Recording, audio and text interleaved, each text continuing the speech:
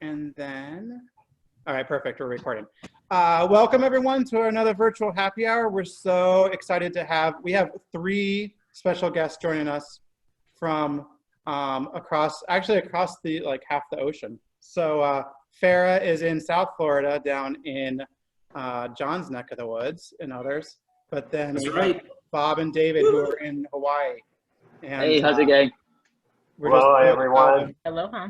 Have them to walk us through. I will say before I kick it over to Farah that you'll have to go back and see. Farah just joined the Rum Society group on Facebook since she's a Floridian, and but she'll have to go back and look at all the comments because it was like 60 comments of people saying like, our boxes arrived. It's such great with the little umbrellas and the room was very, very I'm excited. one step ahead of you. I actually screenshot a lot of those comments and I sent it to Bob and Jacqueline. Jacqueline is the mastermind behind the packaging. We both worked on it together, but kudos to her. So, you know, we're all about providing that spirit of aloha in everything that we do.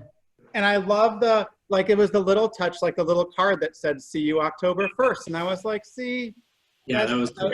That was very, very nice. And then I didn't open my umbrellas till right now, but I realized that they're stamped. Oh, So yeah. you guys haven't opened the umbrella. Yeah, just saying. So I'll kick it over to Farah, who's gonna lead us into the discussion. But thank you, all 3 of you, for your time and your generosity, and we're obviously really excited. So happy to get going. Take it away, Farah.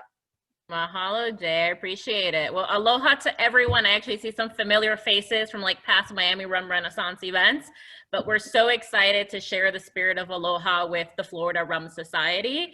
And we really wish we were all in Hawaii right now drinking some great rum, but because we can't, here's just a sneak peek at who we are and introducing you to the beautiful island of Kauai.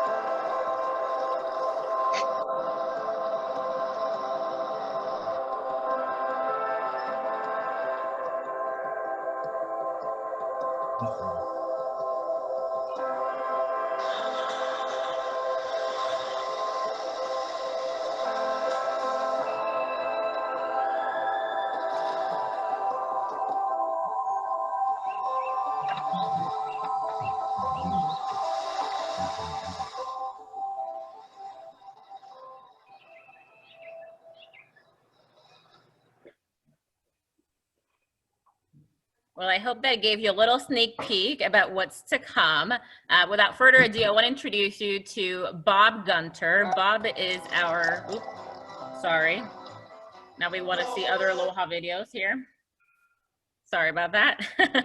So Bob Gunter is our president and CEO. He's actually based on Kauai, and he's going to take you through our brand story, and then we can get tasting on those rums that you receive. So Bob, take it away. Aloha kako, everyone. Great. Holy crap, only 19 people in this rum event, exclamation mark. Well, I'm happy to be here and to see all of you. I do recognize some familiar faces as well. Usually forget the names, but I'm seeing things on my screen. Are you able to see me? Yep, we can see you. And okay, not that you need to see me. Maybe just hear me. You've probably seen enough of me already. But at any rate, it's great to be here and be a part of your program. And as you know, Farah is based, is our senior sales manager, and she's based in Florida. So obviously, the Florida market is very near and dear to us and very important to us. And because it's sort of the epicenter for rum in the U.S. And of course, it's also hyper competitive in the rum category. But we love being there, and we will always be there as far as I'm concerned. But this is about Koloa Rum Company. Some of you, many of you perhaps know a bit about our brand, but I'll just do a really quick summary, I guess, of our evolution, our beginnings. First and foremost, I've lived on Kauai for most of my adult life.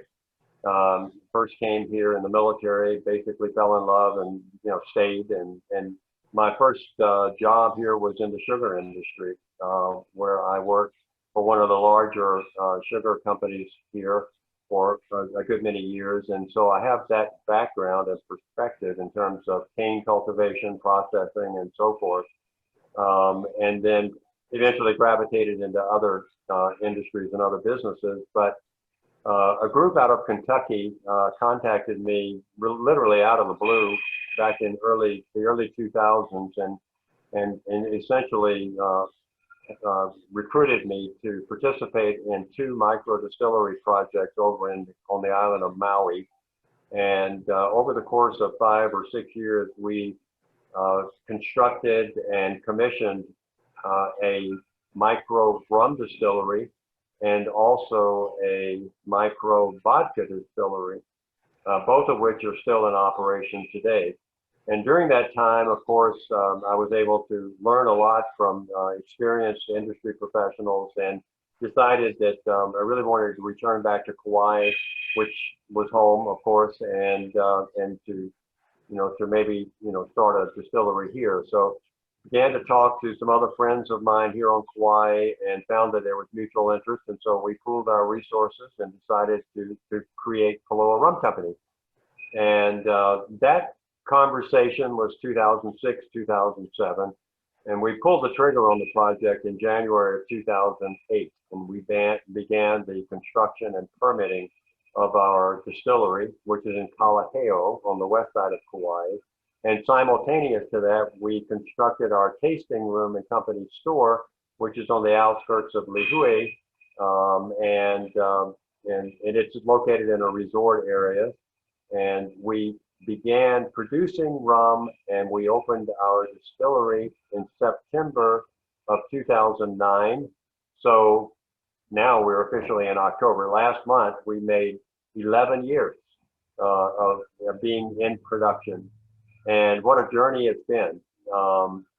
But our intention in the beginning was to, first and foremost, we wanted to create a world-class rum, and we thought that we could. At that time, there were still several sugar companies operating in Hawaii, one of which was on Kauai, Gay and Robinson Plantation, and there was one in Maui, HC&S Plantation. And so our intent was to support our local sugar industry by virtue of using, sugar and cane to produce rum. But also we wanted to help diversify our economy here, which most of you I'm sure know that we're heavily dependent on tourism and the visitor industry. And some military, of course, and some other things, but agriculture other than sugar was, pretty much non-existent. Pineapples had long gone by the wayside and so forth. So we really wanted to support our sugar industry, but we also wanted to help diversify our economy and create employment opportunities for our local people here. And so that was the vision behind it. And, we also made it a point to, in terms of our business plan, our model was to, use the finest local ingredients that we could find, and to, to make sure that everything that we did was as sustainable as possible, and that our production standards, were essentially, top of the line. I think there are three characteristics or attributes about our products that make them unique. People say, well, they certainly were telling us at the time, does the world really need another rum? I mean, come on. And, and at that time, there were no rums, maybe one, I think, which is now gone by the wayside, one rum from Hawaii. But we thought that we had some points of distinction. Number one, we were made in Hawaii, which is unique. Most anyone who's been here, and even people who haven't been here, have this really warm and fuzzy feeling about Hawaii, and just really, it's naturally attractive to people.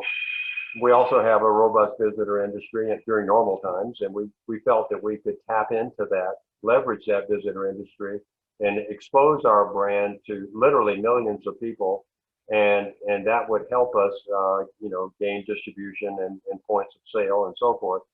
But we decided early on we would not use molasses to make our rum, which of course a lot of what I refer to as industrial rum producers use. And we'll get arguments about that, but from my experience in the sugar industry, of course, I knew a lot about molasses. It's a byproduct, essentially, of making sugar. Cane juice has sucrose in it. Sucrose is the fermentable. Sucrose is the element in cane juice that will eventually become crystal sugar. Molasses is virtually devoid of sucrose, sugar. It does have residual sugars, which can be fermented and distilled, but it's also been heavily processed by the time it becomes molasses. So we decided as a point of differentiation, we would use raw cane sugar and cane juice to make our rum. And so that is what we adhere to today. We also, you saw the image in the earlier slide of the big copper pot still that we have. That still has a capacity of 1,210 gallons. It looks old because it is old. It was made in 1947 by a company called Liberty Coppersmith in Philadelphia, Pennsylvania. It was actually used by Brown-Forman distilleries in Kentucky. I'm sure you're familiar with Brown-Forman. They're the parent company of Jack Daniels and a host of other brands. And they used it from 1947 until the early 2000s, and then they decommissioned it, and we were able to buy it and have it shipped over to Kauai after being completely refurbished. It's unique in terms of the capacity, 1,210 gallons, but it also, as you see, has a copper column on top. And you can see the rivet lines, and there's 7 lines. That represents plates inside the column. And so it's a hybrid. It's a pot still with a column with 7 plates. We distill twice, and we do that because we want, again, for our point of differentiation, we wanted to come off at a higher proof. The second pass, we come off at about 162 to 164 proof, which is higher in proof than a lot of rum distillers. But again, we by design did not want to copy or mimic any other brand that was making rum. We wanted to create rum that was unique and had our own style. And we felt that distilling it at that higher proof produced a distillate that was smoother, cleaner, more polished, and more mixable, and more palatable. And then you saw an earlier slide, and certainly in the video clip, Mount Waialeale, which is the mountain in the center of our island. It's recognized as being one of the wettest spots on Earth, up top in the rainforest. We get over 450, sometimes 500 inches of rain per year up top in the rainforest. And being so remote in the middle of the Pacific Ocean, in fact, we're the most remote populated archipelago in the world. We have some of the most pristine rainwater that falls anywhere on the planet. And what doesn't run off into the ocean eventually percolates down through the volcanic strata until it reaches the vast underground aquifers. And that is what we use to blend our rum, is aquifer water underground. And in Kalaheo, where our distillery is today, the aquifer is 3,000 feet deep. And a geologist once told me that it takes about 25 years for that rainwater to find its way finally down to the aquifer. So it's naturally good tasting, it has great mouthfeel, and the mineral content is unique. And all we do is filter for seconds. It is pristine and pure. So we have the fact that we use the raw sugar and cane juice, not molasses. The big pot still, twice distilled, distilling at 162 to 164 proof. And the great tasting pure water that we use to blend our rum. Those components, I guess, in our production process help us make a rum that is, I think, incredibly smooth and clean and polished and distinctly different. And so that is the basis of all of the products that we produce today. And I mentioned earlier, the different, well, maybe I didn't mention the different products that we produce. We've built a portfolio over the years. In the very beginning, we came out with our Kauai white rum, our gold rum, and our dark rum. And those were our flagship products to begin with. And then over time, we added the Kauai Spice and our all-natural 80 proof coconut rum, and then coffee rum. And then we got into the RTD category, and then eventually into the aged rums, which we're doing more and more of. And I'll expand on this as we go along. Our white rum is pure rum. You may know that in the United States, rum producers are allowed to add up to 2% blenders in rum and not declare it on the label. And those blenders can be either or sugar or glycerin. And most of the lesser quality rum makers, particularly the high volume rum producers, do that. They add sugar in measured amounts to mask the harsh burn, the medicinal effect that you get sometimes from cheap rum. And glycerin will give you a natural sense of, mouthfeel, excuse me. And so you get the sense that it's going down smoothly. We do not add any sugar or glycerin to our white or gold rums. They are just pure rums. And both, of course, at 80 proof. And both very clean, very smooth, very polished. And again, that's because that was the style, that was the direction that we wanted to go as points of differentiation. Our dark rum, of course, we add a bit of caramelized sugar. We also add Tahitian vanilla, so it has a very bold vanilla note. And overall, the dark rum is our best seller. But depending on the markets, different areas of the country and internationally, you'll find that other flavors are picking up and following, right behind. But our dark rum is certainly, provides a great float on a Mai Tai or a tropical cocktail, and the natural viscosity in it allows it to really form that cap, and it floats just naturally, and it will stay there until you stir it or drink it. The Kauai Spice Rum is our own unique blend of spices and flavorings. We bottle at 88 proof. As you know, Captain Morgan is 70 proof, I believe, and then Sailor Jerry is, I think, 92 proof, and then, there's some other brands that are kind of all over the place in terms of proof. Well, we experimented, and we found that 88 proof was actually the sweet spot, if you will, where we felt that the flavors and everything came together just right and produced the profile, the characteristics that we like best. We've won over a lot of whiskey drinkers with that spiced rum, and it does really well in Chicago, in that area, the upper Midwest, Michigan, and those places, who have a little cooler weather and environment.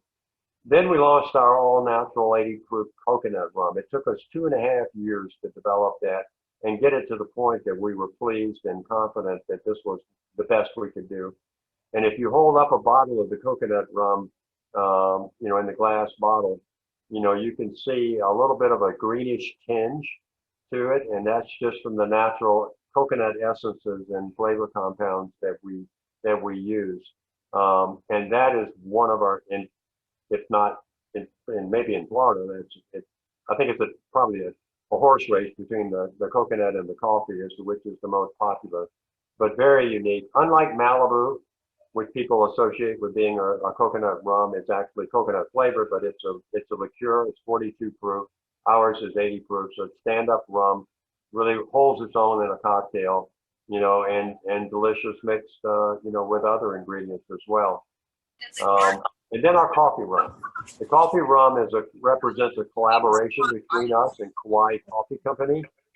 We have the largest coffee farm in Hawaii and in the United States on Kauai Coffee Company. They have over 3,700 acres of coffee growing there. And we approached them a number of years back and said, hey, maybe we could collaborate and create a unique product. And so we developed, or they developed, a special roast and grind for us. And then we take those the coffee grinds back to the distillery. We do a cold brew process, and then we blend that with our rum and add a little bit of cane sugar, and we bottle that at 68 proof. So, and it's absolutely, phenomenal, I think. It's not coffee flavored. It is actually coffee rum. So it does have a little bit of caffeine naturally from the coffee. And, but it's unique, I think, in that particular flavor category. And then, we're showing there is our 12 barrel select 4-year Kauai Reserve aged rum. We do have that out in the market. However, it has a short lifespan because we are moving now into a 5-year expression. But we're going to do away with the 12 barrel select. Initially, when we began, by the way, we once used bourbon barrels, a nice image of which is behind Farah there on her image. But we began ordering once used bourbon barrels from Heaven Hill distilleries in Kentucky about 6 years ago. And in the beginning, we weren't sure how the aging thing was going to go, so we ordered 12 barrels. And interestingly, it costs more to ship the barrels than it does to buy them. It's quite expensive, at least for a small company like us, just really coming out of the startup phase. So we were cautious. We brought in 12 barrels and we said, okay, let's do a batch of rum and fill those barrels, set them aside, let it go and see what happens. And then after a month or two, we began taking samples and really liking what we were seeing. And so we said, okay, let's order 12 more. And so we got on this cycle of ordering 12 barrels every 2 to 3 months. That was affordable. We could manage our cash flow, and on the production side, we could do that.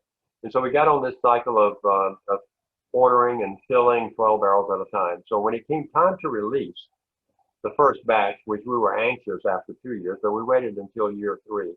We decided, okay, let's drain 12 barrels. Let's blend them together, and let's create this 12 barrel select 3-year aged rum. And so that's what we did. And then, of course, we hit 4 years, and it became a 4-year 12 barrel select.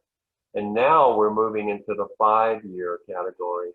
And we decided, because of the amount of inventory we have at the moment, okay, let's make this even more unique and more special. Let's go with a single barrel release. And so what we're doing now, and what will soon be available on the market within the next couple months, is a single barrel 5-year aged rum from Koloa. So each barrel is drained and bottled and labeled, and the label will have the barrel number and the number of bottles, in that particular batch. And right now, what we're seeing is anywhere from 26 to 30 cases per barrel, 6-pack. And I think that's about where we're going to be on average. And so it's going to be somewhat limited availability for the next 8 to 12 months. And then beyond that, we have a lot of what will be then 5-year barrels coming up. We have 300 barrels aging now in our facilities, and we're continuing to add barrels 2 or 3 times a year. Now we're bringing in 24 barrels at a time. And so we want to get our age capacity up to about 500 barrels at any given time. And so we're investing in the future, with our aged rum product. But we have a strong foundation underneath with the white, gold, dark, spice, coconut, and coffee rums.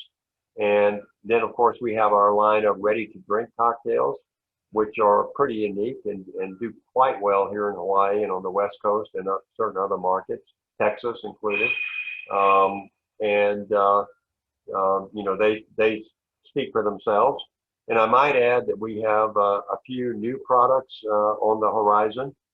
One is what we're calling our Kauai Cacao chocolate rum, which you see there to the left. And that is a collaboration with a local farmer who is growing cacao beans and also vanilla, by the way. We are soon going to be releasing, in fact, our first batch of this cacao chocolate rum is being macerated now. We take the cacao nibs, which is chunks of the bean that has been dried and fermented. We steep it in 100 proof white rum for a period of no less than 9 days and maximum 18 days. And depending on the extraction efficiency and rate, we will then, take the nibs out and drain it, filter it, add a little bit of cane sugar and bottle that. And that's going to be bottled at 80 proof. And it is absolutely fantastic. We're just super excited about this. And it's another collaboration with another local Kauai farmer. We're really, feel really good about that because we're mutually supporting each other, just like with Kauai coffee. And we're excited for this product to hit the market soon. We've also now are moving into releasing our core rums, including the cacao when it comes out in a 375 milliliter bottle, which is your standard pint. And put it in your pocket and take it to the beach. What's that? Put it in your pocket and take it to the beach size. Yeah, but they're round, as you see there in that image. Yeah. So it's the same. It's not a flask. It's the same family of bottles because we want to maintain that continuity from we do a 1 liter for the bars and all the way down now to the 375 and even the 50 ml mini bottles. They all look the same, just different sizes. And yes, and the RTDs, which we do in 175s, 1 liters, and 200 mLs. Those we try as best we can to keep them in that same same family of bottles. So that takes us through the portfolio as it exists, and a couple of new products that are on the launch pad, so to speak. We've got a number of other things that we're working on, not quite ready to disclose what they are.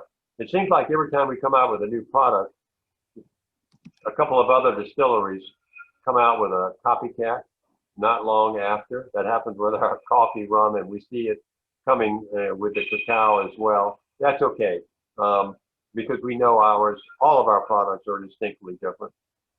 So today, you folks are going to be making cocktails, and David Hamna, who is our Hawaii sales associate based in Honolulu, who's also a mixologist and has a bartending and mixology background, is going to lead you through making a cocktail in a little bit.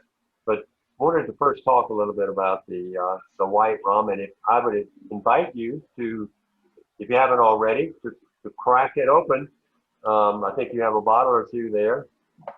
Take, maybe pour a little bit into a glass and nose it. And what I like to do when I'm doing tastings or when I'm in front of people, like at the Miami Renaissance Festival and some other events, is people say, white rum, okay. And if I'm able to, I like to say, okay, pull out your favorite white rum. And I don't want to disparage Bacardi, but I'll just use that because it's simple. Okay, the Bacardi Silver. Pour that into a glass. Pick your brand though. Pour it into a glass. Pour ours into a glass. Nose theirs, nose ours, and tell me you don't tell the difference. And most every time people will it does. Yeah, I can tell the difference. And then I say, okay, taste it.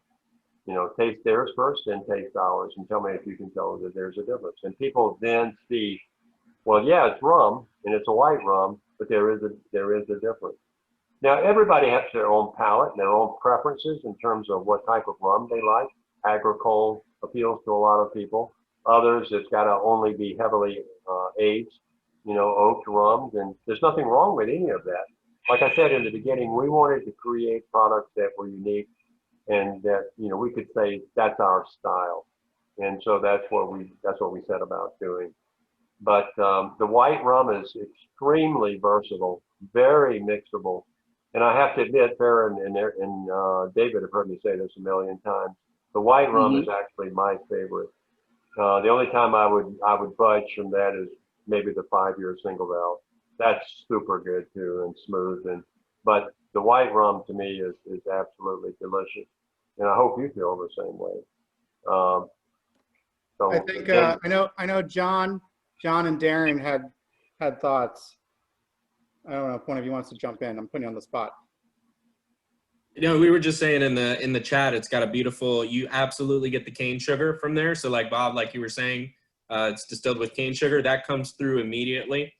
For me on the nose, I also get like a cotton candy, is reminiscent of that. And it's really, really nice and smooth, very good. I don't know if Darren has anything else to add.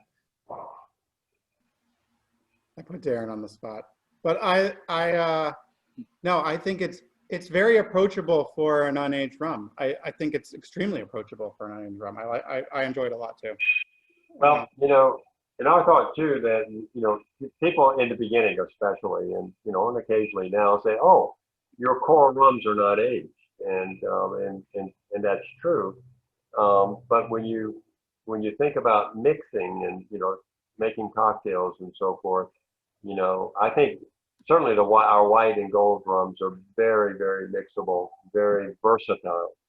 And I think that's partly because of the fact that they're so fresh and clean and polished. And so, I think that, that works for those. Now, when you get into the flavored rums, our dark, with the strong vanilla, but certainly the spice and the coconut, of course, then those are different. They have different applications, for mojitos and for daiquiris and what have you. But then, of course, for us, the aged rum, especially now moving into the 5-year category, our single barrel 5-year is exceptionally smooth and also very complex, very rich, in my opinion. And just, it's got to be savored either neat or just over an ice cube or two, as opposed to being mixed in, like rum and Coke. That would be a disaster or a waste in my mind. But to each his own. Another thought of ours in having a full portfolio, and as we continue to add to that, is that we want to appeal to as many people as we can. In our tasting room, we get during normal times, we get between 250 to 300 people per day that come through. And many of them either hate rum because they had a bad experience back in college, or something, or they really have never tried rum. And, because it's got a blue collar reputation. And when they taste our coconut rum or our coffee rum and spice rum, a lot of these folks are just blown away, and they would say things like, I never knew that rum would taste like this. And so we found that we've been able to convert people and win people over to rum by having this portfolio of not only just straight rums, but also the flavored rums. So I think we've done our part and are doing our part to create more rum fans. And I realize there are purists out there, and nothing wrong with that think anything that's flavored really should not be considered a rum. It should be considered a specialty product or something like that. Well, that's an argument we could have. But in terms of winning over drinkers, we think that we're doing that just by the virtue of the portfolio that we have. Next, you see our gold rum, and it is fresh. It is not aged. It has a measured amount of caramelized sugar that gives it color. It also tweaks the flavor a little bit, and it does come across the palate slightly nuanced compared to the white rum, and it is a preference of a lot of people. I mentioned my favorite from the beginning was the white rum. There are others on our team that prefer the gold. It too, though, very mixable, very clean, very polished, right in line, with our white rum. No glycerin, no sugar added back to it on either one, white or gold, which, as I mentioned earlier, is permissible in the U.S. without declaring it on the label.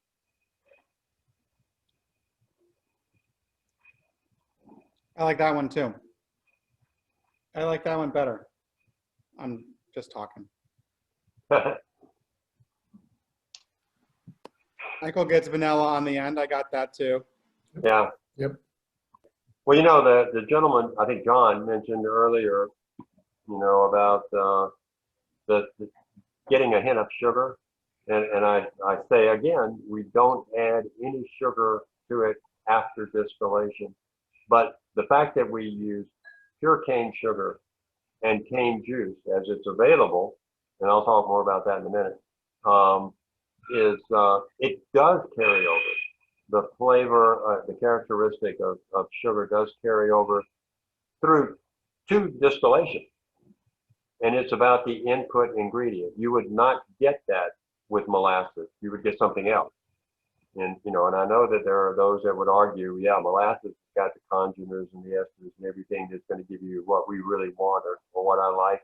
And that's fine. I mean, that's the whole, but that's not the direction that we decided to go in. And so there you go. Now the dark rum, as I mentioned earlier, very rich, I think, a very strong vanilla note. And we use Tahitian vanilla most of the time. There are occasions when it's not available, and then we use a pure vanilla.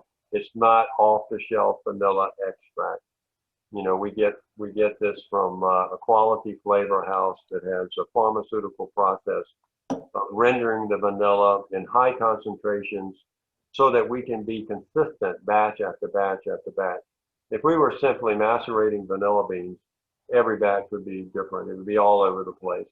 And even vanilla beans are not readily available. I mentioned earlier the farmer here that's growing the cacao is also growing vanilla. In fact, I had a conversation with him this morning about doing some experimentation to produce a vanilla, an all natural vanilla extract for his purposes as a chocolate maker, but also potentially using his vanilla to then use to make our dark rum. He has to get his production scaled up to the point, though, that he would have enough. And then we have to have the ability to consistently produce the concentrated vanilla that we need to do this on our own. But that's the direction that we're heading, with that. I mentioned earlier, this is our #1 seller universally, although in certain other markets, it's in a horse race with some of the other products. But this has many, many applications, and not the least of which is cooking. We make a delicious rum cake here. Well, we have a baker. Oh, I want that recipe.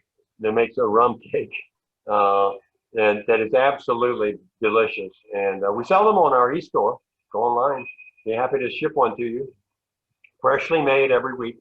But if we use the dark rum as the base for that. And, it's great drizzled over ice cream with eggnog, all kinds of different applications and all kinds of different cocktails. And in fact, Farah turned me on to this, and I couldn't believe it when I first heard it. A shot of the coconut rum and a shot of the dark rum, or even a shot of the dark coffee rum. It's amazing how these different rums go together when you mix them together. It sounds kind of crazy, but it's Bananas Foster. Garrett says Bananas Foster. Banana. Oh yes, yeah. That coquito idea is pretty awesome too.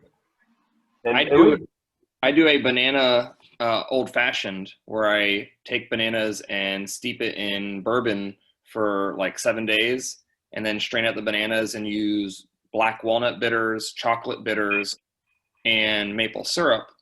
Now I'm thinking that I need to use this rum for that instead. Yeah, I think that would be interesting to try for sure. Michael, you should do that. Can you document it through, do it through the site so we can see the different stages of it and everything? Yeah. Sorry, Bob. Of course, you can see the medals that we've been fortunate to win over the years. Miami Renaissance Festival, of course, Wine and Spirits Wholesalers, Polished Palate, San Francisco World Spirits Competition, ADI competition. Seems to be universal appreciation for that product. And then our spice rum I mentioned at 88 proof, 44%, very unique, totally different than Captain Morgan, Sailor Jerry, Oak Heart. any of those out there. You know, again, we don't want to mimic or copy some other brand. We want to have products that are unique to us. We find that this is very flavorful. It does have a measured amount of cane sugar added back to it after distillation to round it out. But it seems to appeal to a lot of whiskey drinkers. And you know, it holds its own out in the market. I'm getting a ton of, not a ton, but like allspice, which Yeah. I like a lot. Yeah. I enjoy Yeah, it. nutmeg I and was going to ask if you white could say what peppercorn. spices are in there. Go ahead, John, again. I was going to ask if you could say what spices are in the blend or if that's a secret. Yeah, white peppercorn, allspice, cinnamon, nutmeg. Simple. I like it.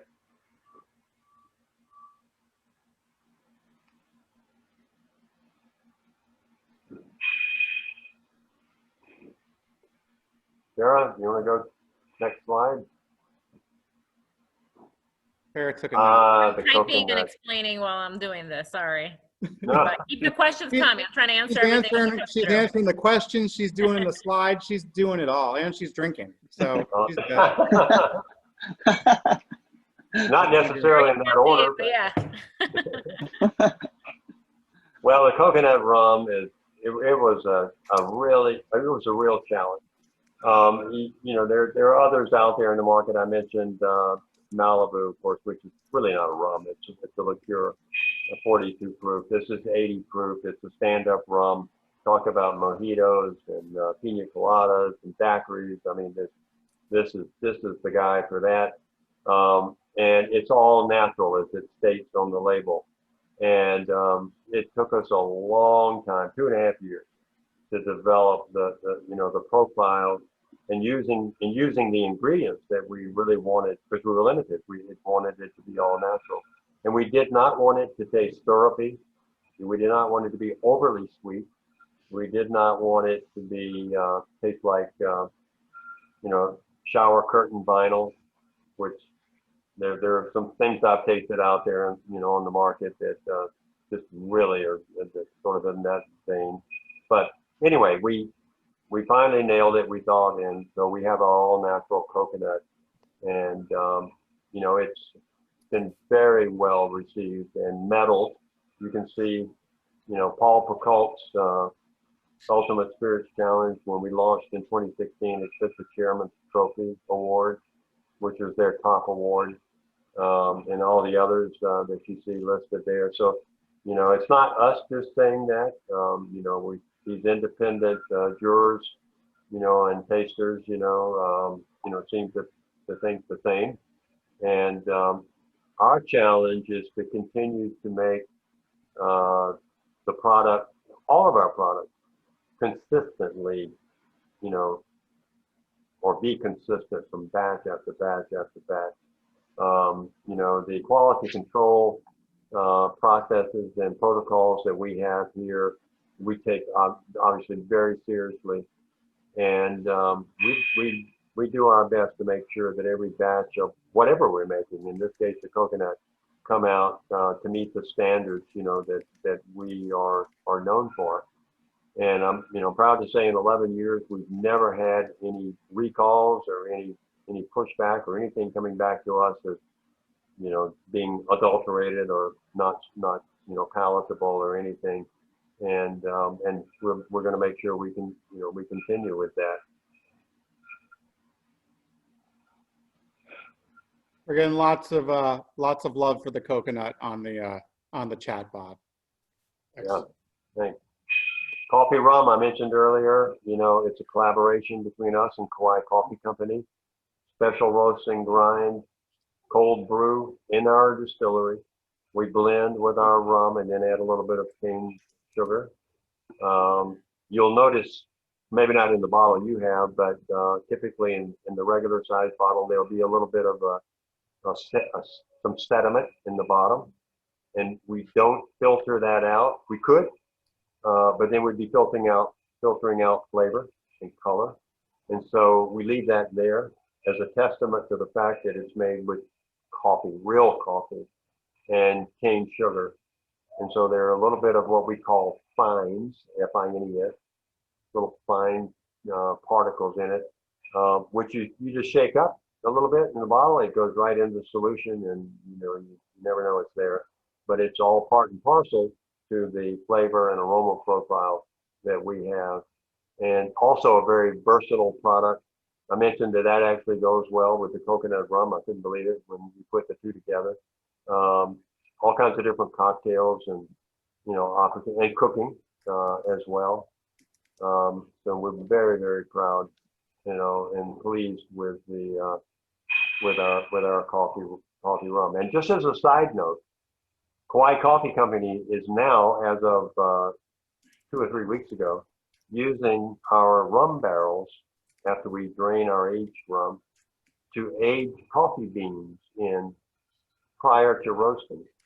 And they are now selling, and I think they're out of stock right now, but they'll soon have more. On their e-store, they're selling 10-ounce bags of the Koloa rum Kauai coffee, barrel aged coffee. And it is unique. I've tried it. It's different. You might want to check that out if you're. I love that interested. plan. Yeah, another way to collaborate and expand the partnership, the relationship, and be mutually supportive, and of course tap into each other's network of customers and fans. The can we order the rum aged coffee beans and the rum cakes all at the same time, or no? It's from 2 separate stores. Yeah, no, they're 2 separate sources. We're not allowed here in Hawaii to sell directly to consumers online or mail order and ship. Ironically, we could sell to them at our tasting room all day long, and they could take the bottles home. But we can't take an order over the phone or over, by email and then ship. It's illegal. And so there are websites on our Find Koloa Rum page of our website. You can find retailers on the mainland who do ship. And of course, the coffee rum is available in select locations in Florida now. The coffee itself, though, has to be ordered from Kauai Coffee Company through their online store. And it's under their specialty coffee. But if you do want just Kauai coffee by itself, it's actually sold in Publix. Just an FYI. I But you want to get that want rum one. the Kauai coffee that's aged in the in the rum barrel. That's not a problem. Yeah, sold out, but I can give you the link once it's back in stock. You give us a heads up, Farrah. Yeah. We'll buy it all. Yeah. Awesome. No, and the coffee is bottled at 68 proof, so it's a little lower on the proof, but the same as with the spice, where we ended up at 88 proof. We tried a range of different proofs, and we felt for this particular expression, at 68 proof is where it was best. And with every degree of alcohol, up or down, in whatever you're making, in terms of the rums that we make, it affects the flavor, and in some cases the aroma. Stands to reason, the more or less alcohol, but we ended up at 68 proof because we thought that was best.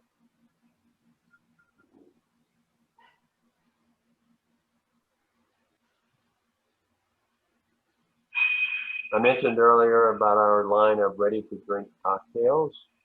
We do a rum punch, which was first developed for Hawaiian Airlines, which of course is our flagship airlines here in Hawaii. They fly all over the Pacific, South Pacific, Asia from here, and then of course to the West Coast.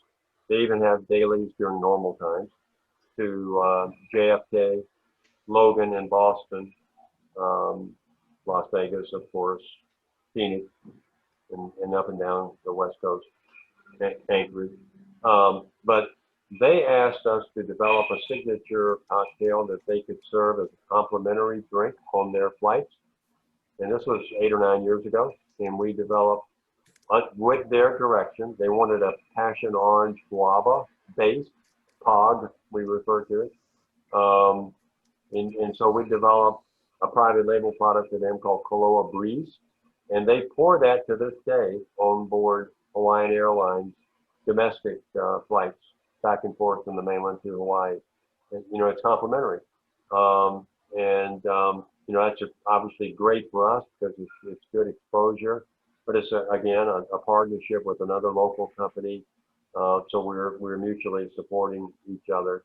I can't wait for them to get back online, and they've been hit terribly hard by COVID because we still don't have visitors coming in. We're still locked down until October 15th, when they're finally going to open up to Trans-Pacific flights, and that can't happen soon enough. So we've essentially been without visitors here since April.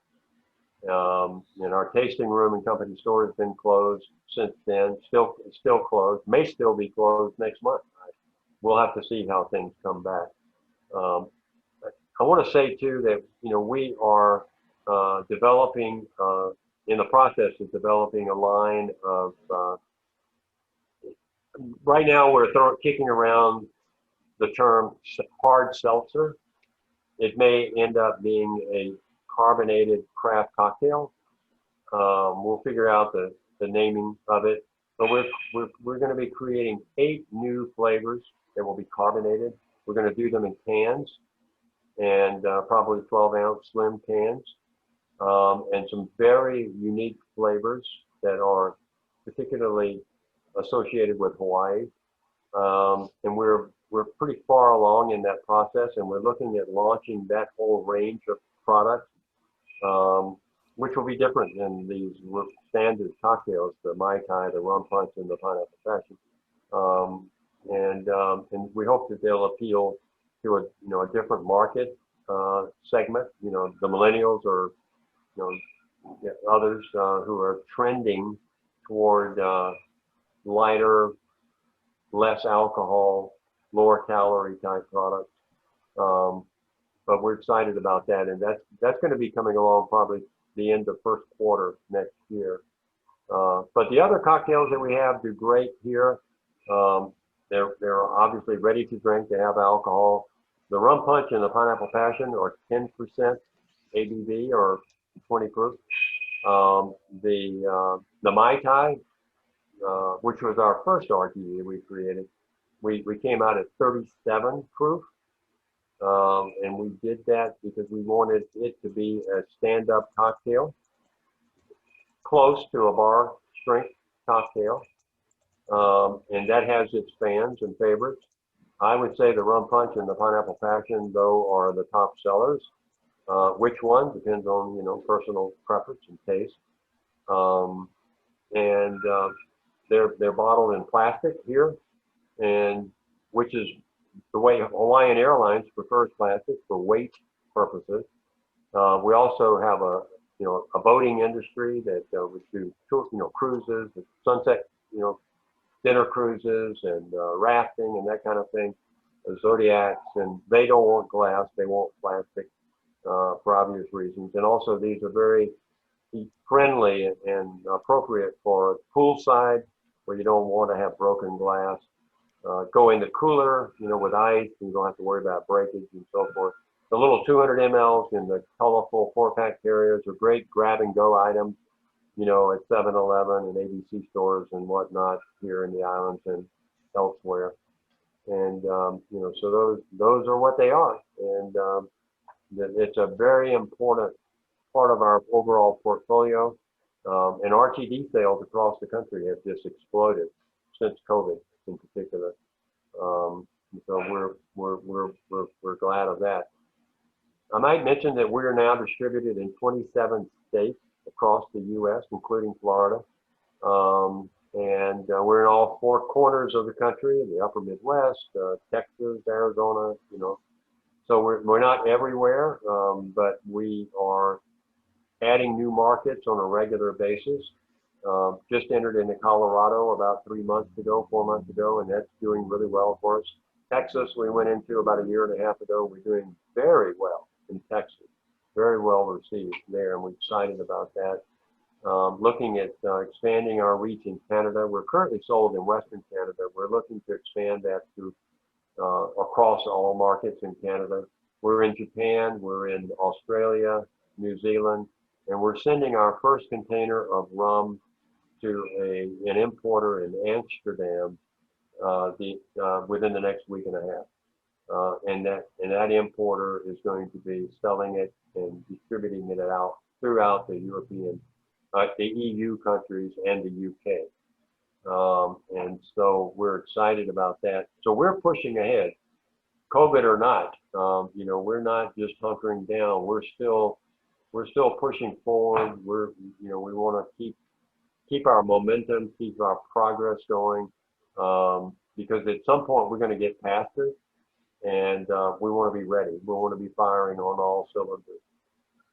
So I feel like I've been talking for too long. I think maybe it's time now to turn it over to David, and he can do his cocktail mixology magic and take it from here.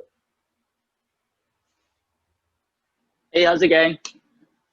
Hey, David. Hey, David. Can you folks see me okay? We can see you great. I'm gonna jump back here behind my home bar. I know I'm moving too, so that I can be in the cocktail station. Well, of course, cheers and welcome to Hawaii. Let's have some fun. Does everybody have their ingredients out? I'm going to say yes for everyone, so they don't have to Yeah. unmute their lines. But I know that we were watching as everyone was getting on, and everyone was getting their stuff ready. So I think we're good. Do you want to? Oh, okay. We're going to keep the ingredients up. I see. Great. We're ready to go. Perfect. So as Bob mentioned, the coffee rum we're going to be using today, it's a really unique and extremely fun expression to work with. At 68 proof, it's already a big boy, so it stands up really well in cocktails. For me, on the nose, I get a lot of Arabica and Robusto beans, the chocolate, the hazelnut, a lot of that already comes through, so you don't actually have to add too much to the cocktail to increase the flavor profile. So what I did is I made a cold brew. As Bob mentioned, we cold brew and we blend back in the white rum after distillation. So I went ahead and made more cold brew. I did a really DIY version. I just got a coffee filter, put in a little tie string, stuck that in a mason jar, and I steeped this overnight. And I gave it a little taste, and it's pretty close to jet fuel, so I'm headed in the right direction. I did an espresso, but made it cold, so same thing, right? Exactly. I talked to one of my buddies that works for Starbucks. He's one of the managers, and he said that the cold brew, it's nice using the cold water instead of hot water because you don't get the bitterness that adds to it when you put in hot water to coffee. So it works really well in cocktails. Fresh pulled espresso. I actually have a restaurant here that uses fresh pulled espresso, our koi coffee rum, and gelato, and that's their espresso martini. It's delicious. So we'll take our martini glass. We're gonna add in an ounce and a half, starting off with, of our coffee rum. Oh, so are you doing it right in the glass, or should I be using the a shaker? No, absolutely. Let's use a shaker.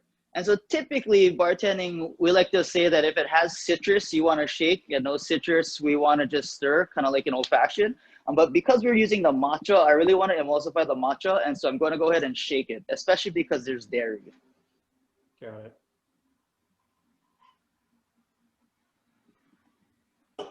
It's funny you folks are talking about simple syrup before. Lamest bartender's joke is, how hard is it to make simple syrup? Oh, it's simple.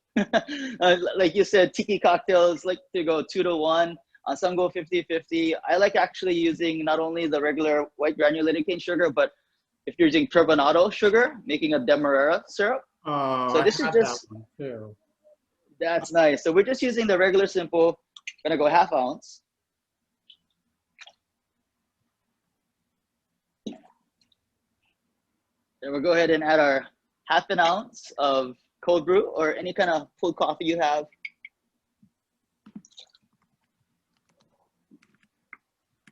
And then we're gonna go 3/4 ounces of, you could use cream, almond milk, any type of dairy. For me, I like to use almond milk.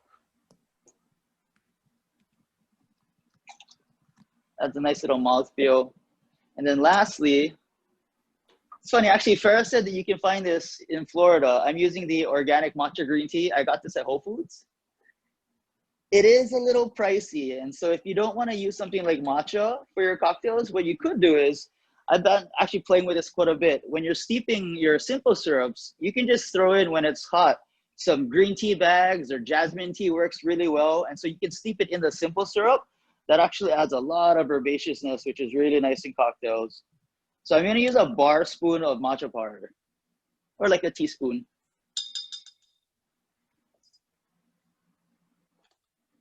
Grab some ice.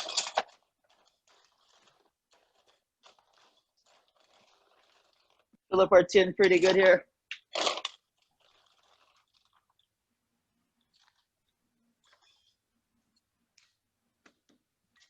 And get a good shake.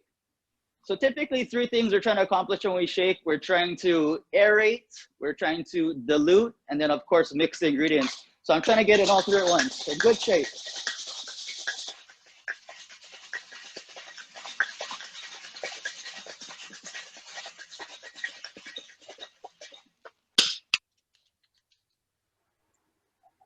So we can single strain, but because I shook it so hard, I know there's gonna be some ice particles in there, so I'm gonna actually double strain. Right in my martini glass. So you can serve it up in a martini glass, or if you have a coupe at home, I'm right into that coupe, that works really nice. But as you can see, the matcha and the milk makes a really nice little top there.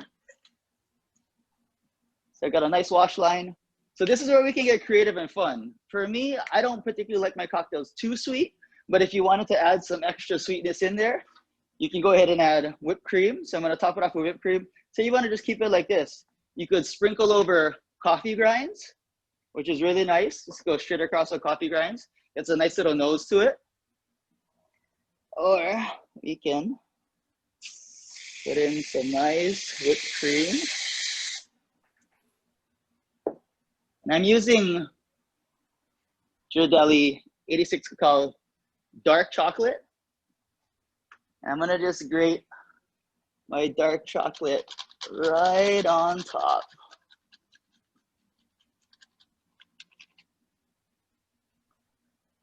And because I can, some coffee as well. I'll bring it closer so you folks can see.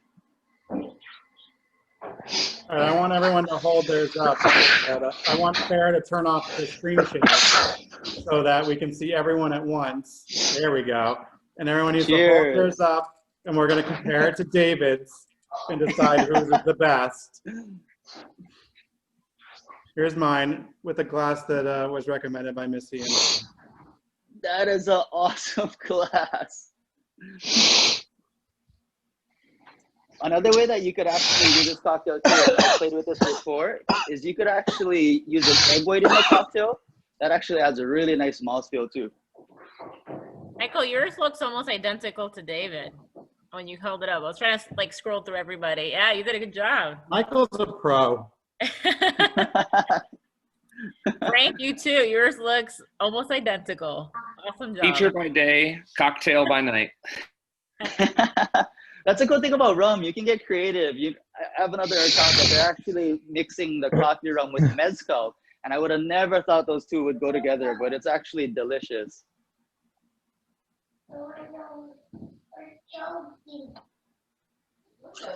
What's everyone think of the drink? I mean, it tastes like delicious. No, I love the matcha with the coffee rum. I don't think I would have thought of that, but I think it's fantastic because it adds this like earthiness and this, this vegetal quality to. I turned it on, so.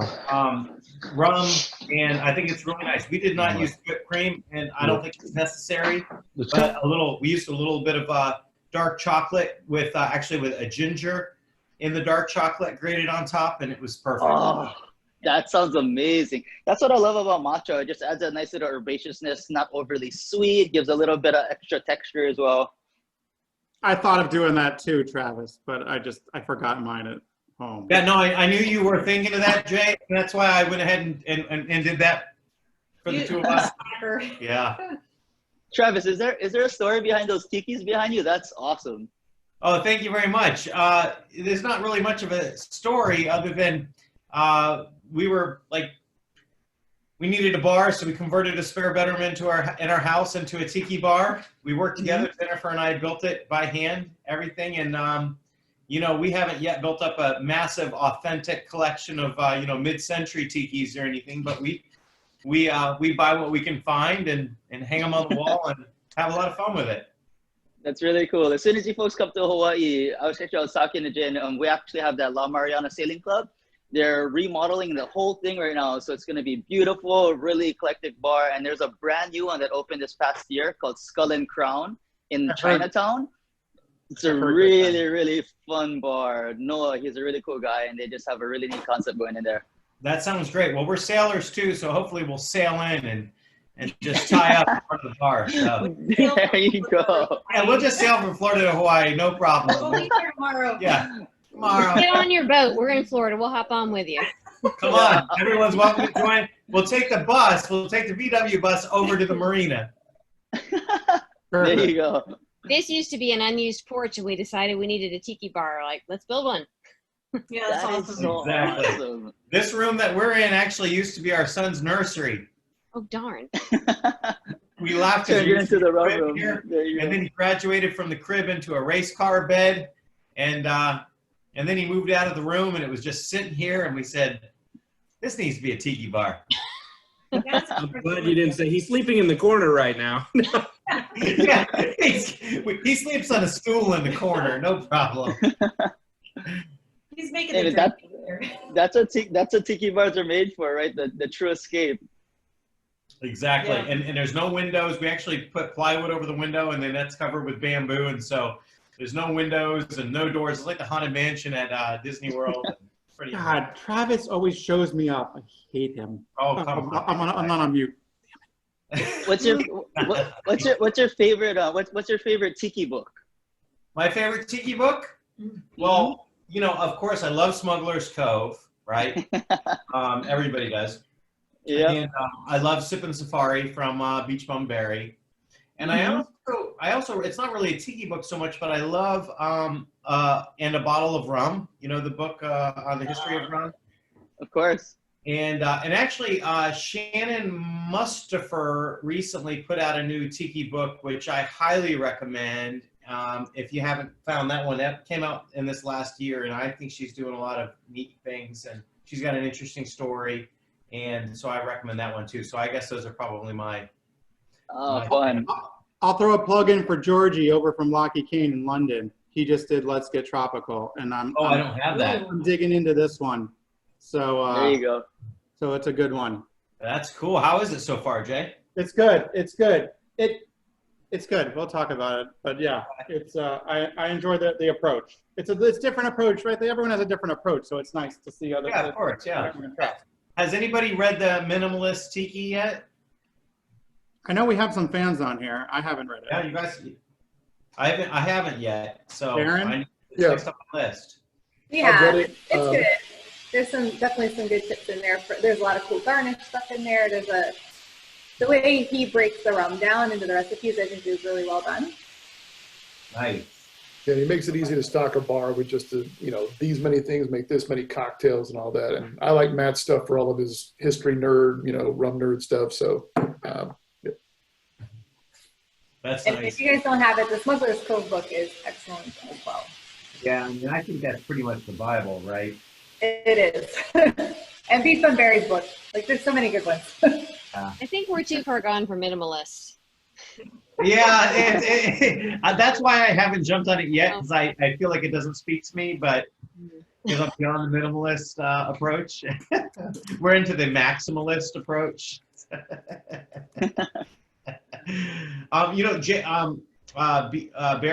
Jeff Barry has a second, or at least, well, he has multiple books, but he's got the Grog Log, which is an oldie but goodie. But he's got another one, Potions of the Caribbean, which is that's a a good good one. one. So, You got that. yeah, there it is. Yeah. And, I actually too, and then I'll stop talking after this because I have a tendency to spend the entire Zoom call talking to myself. But I get a lot of value out of some other like non-tiki cocktail books. So like I really like the works of like Alex Day is one of the authors, like Cocktail Codex and I can't remember, it's right here. Death and Co., the Death and Co. cocktail book, as well as I love the Aviary cocktail book. And I also love, one of my all-time favorites is Liquid Intelligence. And so, yeah, I mean, so I'm reading a cocktail book sort of always, nonstop. There you go. Frank's got it. What do you got there, Frank? PDT? Oh, I don't have that. John Gullah, you taking notes? I want to see all these on your bookshelf. All 17 books we've mentioned. Absolutely. Thumbs up to Liquid Intelligence. I got that one. It's just the tiki stuff and the mixing drinks that I'm just horrendous at. But I will learn. I'm learning from you guys. That's fun. Hey, David, great job with this cocktail. It's fantastic. Cheers. Thank you, folks. Really nice. And where'd you go? I'm looking for you on my Zoom screen. That's a good thing about our rum. You know, I'm spoiled. I have such a good selection of rum to use that everything is delicious. The white rum, as Bob mentioned, is one of the easiest things to mix. Our rum punch is made with passion orange guava and our white rum. The coconut rum, though, it's probably the most versatile rum if you're trying to make a simple cocktail. Chili's, for example, the Chili's restaurant chain here in Hawaii, for NFL football season, they had a cocktail on the menu, and all that was in it was coconut rum and Dole pineapple juice. Got an Indiana Mai Tai. Yeah, it's just a really delicious rum. That's funny. That's funny. Hey, Bob, thank you very much for sharing your wonderful rums with us. Thank you, Bob. Yes, agreed. Very appreciative. Bob's on mute. And one thing to also note, which I'm guessing everybody also wants to know, is where is Koloa rum sold across Florida? Yes. So I put this little cheat sheet here for you, because obviously everybody's all over the state, but I kind of divided between Northwest, Central, and South Florida. Our RTDs actually launched with Walmart exclusively earlier in this year, but it actually has made its way down to other retail stores. If you go into our website and you go to the right side, it says buy rum. Just put in your city, your zip code. Here I just put Tampa, so this is just an example. And you can actually see all the bars, restaurants, and retailer stores that carry Koloa rum. And that is basically for our white rum, gold, dark, spice, coconut, coffee, and then our RTDs.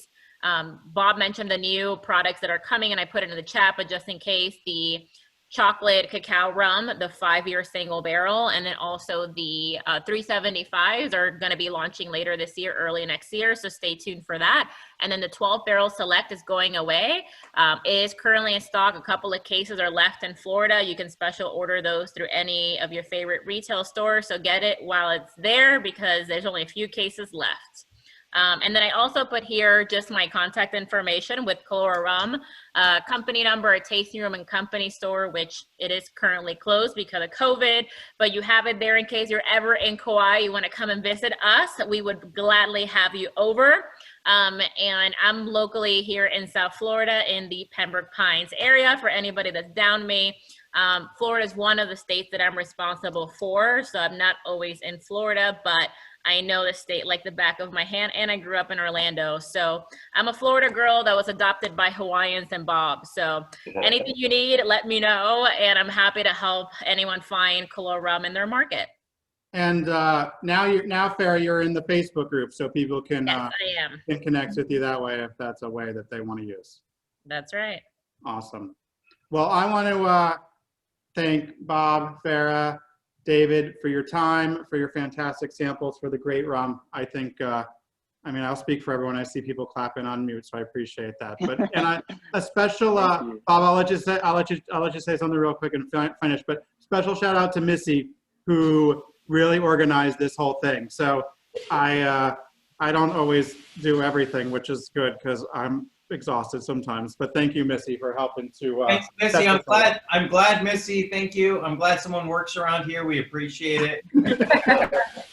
I'm glad you guys got to sample some of the great stuff that Koloa is doing.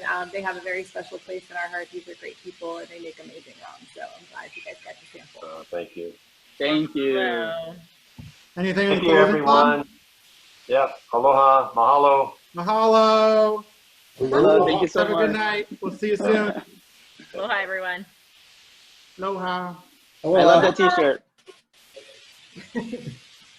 From one last thing, from our gentleman from Virginia, whoever has our aged rum, I see that you folks like to make craft cocktails. Try making a Boulevardier with it. Have you folks tried a Boulevardier with it yet? A No, we Boulevardier? haven't. Yeah, so instead of the Negroni, you just substitute out the gin for our aged rum. You can thank me later. All right. Missy, Excellent. Let's try Missy, that. you're in charge of that. When you We're enjoy making it. report back. that right now. We're gonna make that right now. Okay, let me finish this one first. Cheers, gang. Are you drinking that right now, Missy? No, this is still the coffee. I've been. Oh, okay, okay. Oh. Are you going to the Boulevardier next? Am I going where? The The Boulevardier. the drink. Swapping Yeah, we around? will. We can, yeah. Let's do it.